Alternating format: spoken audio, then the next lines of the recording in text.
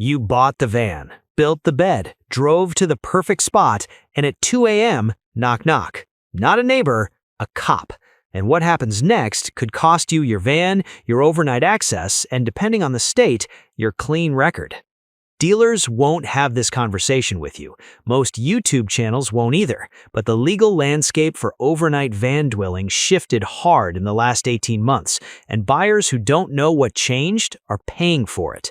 By the end of this video, you'll know exactly what protects you, what exposes you, and what to demand before you sign anything. Let's go. Section 1. Why this is happening now. Here's the reality most buyers never see coming. Between 2020 and 2023, van life exploded. Social media made it look achievable. Millions hit the road, and cities responded. Quietly, aggressively, and specifically. Not with rules aimed at campgrounds, not at RV parks. Ordinances written explicitly to target vehicle dwelling on public streets. Here's where it gets expensive. The cities hit hardest weren't obscure towns nobody cares about. They were the most searched van life destinations on the planet. Los Angeles, Denver, Seattle, Portland, Cornwall, the Scottish Highlands. Every one of them has passed or significantly expanded vehicle habitation laws since 2022. Denver's repeat offense fine is now $999. France's Atlantic coast, one of the most watched van life destinations on YouTube, introduced €2,500 fines for unauthorized overnight coastal parking in 2024. And here's the line that should stop you cold. Same van, same street. One is legally classified, the other isn't. One drives away in the morning, the other gets fined, towed, or worse. That single paperwork decision, made before purchase, is the entire difference. These laws don't distinguish between a $15,000 DIY conversion and a $95,000 Sprinter build. The price tag on your van does not protect you. Only knowing the law and structuring your setup around it does. Section 2. The vehicle versus dwelling distinction. This is the most important thing I'm going to tell you in this entire video, and the vast majority of people buying vans right now have never heard it. In the United States, your van has a legal classification, by default, motor vehicle, but a van with specific features, a fixed sleeping platform, a cooking installation, a certified waste containment system, can qualify as a recreational vehicle under NFPA 1192 or as a motorhome under your state DMV. That single classification changes everything downstream. A classified RV or motorhome gets legal access to campground networks, designated overnight zones, and in some states, street parking that unclassified vehicles cannot use legally. It changes your insurance tier, your financing options, and your ability to sleep through the night without an alarm going off in your nervous system.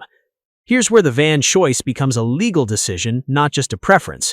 The Ford Transit Custom, properly converted with a built-in sink, a fixed sleeping platform, and a certified waste system, qualifies for RV titling in Texas, Florida, and Arizona.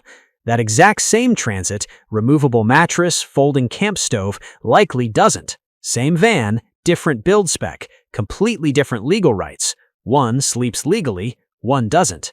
In Europe, it's the same principle, different terminology. Motor caravan in the UK, Reismobile in Germany, aménagé in France. Without formal classification, you're operating a modified commercial vehicle. With it, you access France's 4,000-plus IRS network, Germany's nationwide Stelzplatz system, legal overnight infrastructure that makes US van life look underdeveloped.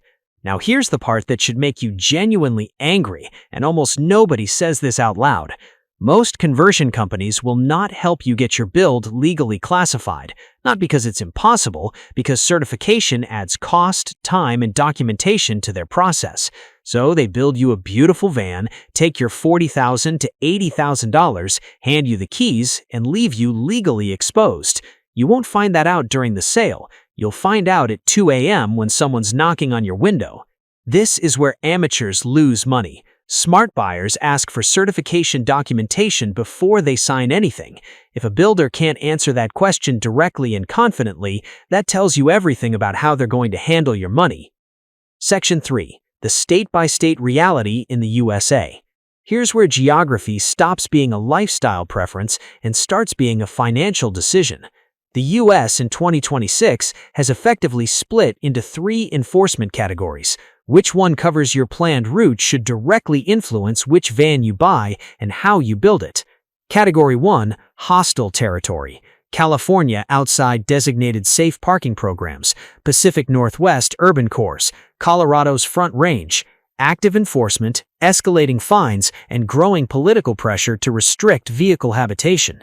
If you're spending serious time here, you need a formally classified RV, a paid campground strategy, or membership infrastructure, Harvest Hosts, Boondockers Welcome, as your primary overnight system. There is no shortcut. Here's the mistake that turns a $40,000 van into a bad investment.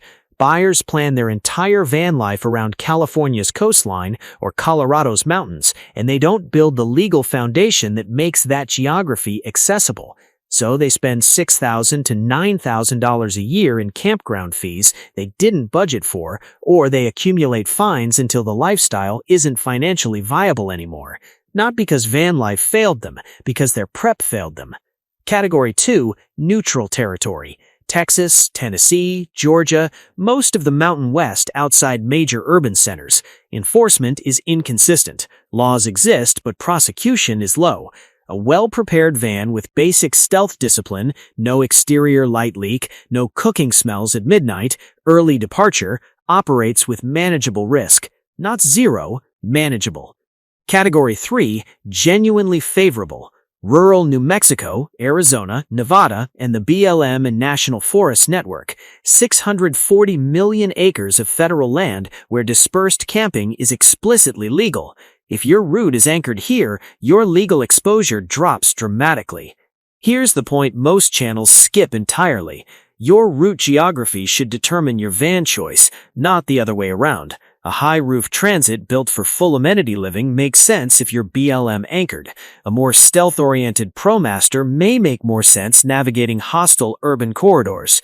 Most buyers choose the van they like, then try to adapt their lifestyle to it. Smart buyers map their geography first, then choose the van that fits the legal reality of that geography. Section 4. Europe, a different problem, a smarter system. European buyers are dealing with a different challenge, and in some ways, a more navigable one, but only if you understand the system before you buy. The good news first. Continental Europe has the most developed legal infrastructure for van life anywhere on Earth. France alone, over 4,000 official airs, free or low-cost overnight stops built specifically for camper vans. Germany's Stellplatz network covers nearly every town over 10,000 people. Portugal, Spain, the Netherlands, expanding overnight networks across all of them. If your van qualifies as a motor caravan, you have legal overnight access to infrastructure that makes U.S. van life look underdeveloped. Here's where European buyers get blindsided.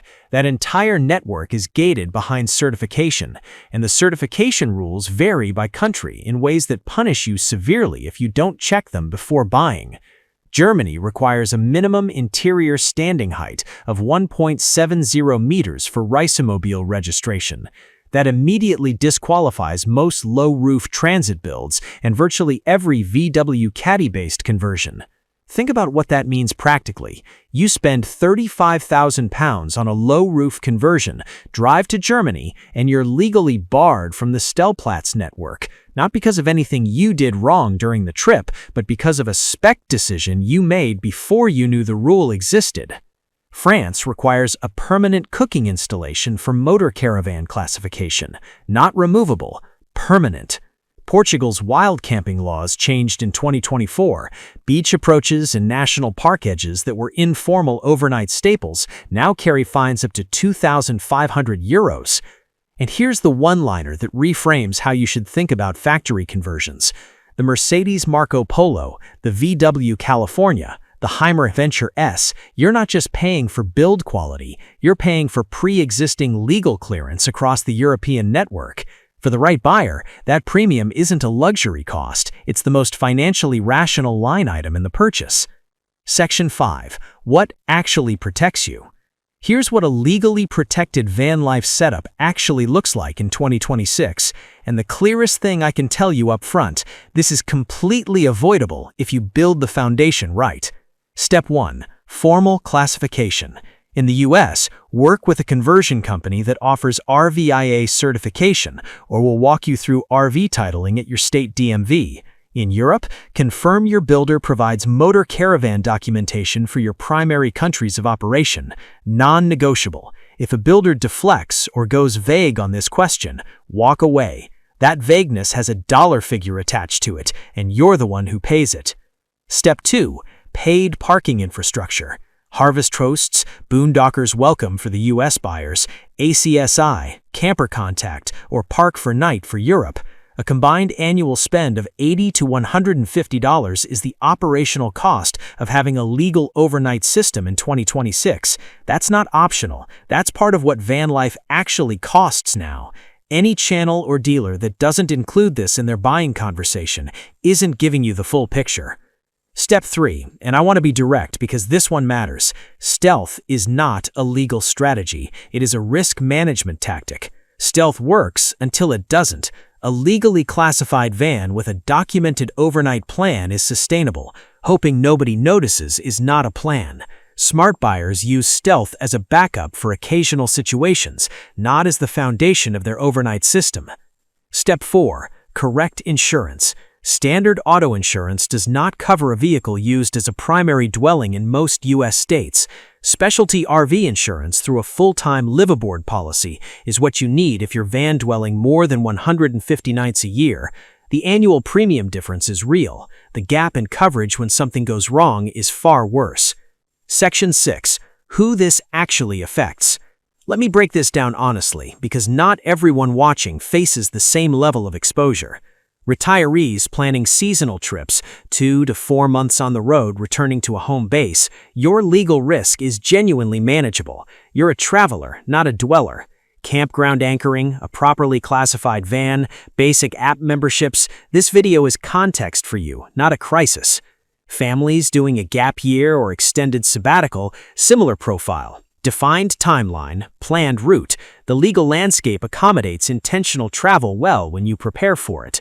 Full-time van dwellers, no home base, van as primary residence, this video is about the long-term viability of your lifestyle. The hostile zones are tightening, the neutral zones are shifting. The only durable solution is legal classification, paid infrastructure, and route planning anchored in favorable geography. The people sustaining this lifestyle in 2026 didn't get lucky, they built systems. And if you were planning to buy a van, throw in a mattress, and figure it out as you go, I'm going to tell you directly, that approach will cost you more in fines, forced moves, and early van replacement than building it correctly from day one. This is the decision that separates people who do van life for 1 year and quit from people who do it for 10. Here's my position, plainly stated. The legal changes of 2026 are not a reason to avoid buying a camper van. They are a reason to buy the right one, built the right way, with the right paperwork and a clear plan for where you're going to sleep. The buyers getting fined right now are not unlucky. They are underprepared. They bought on emotion and plan to sort out the details later. The buyers thriving right now treated this as the $40,000 to $120,000 decision it is, and they did the work before they signed. The certification exists, the infrastructure exists, the legal pathways exist. None of this is complicated. It just has to happen before purchase, not after you're parked somewhere you legally shouldn't be. Here's what I know from you. Knowing everything you just learned, would you still buy a camper van in 2026, or has the legal side made it more trouble than it's worth?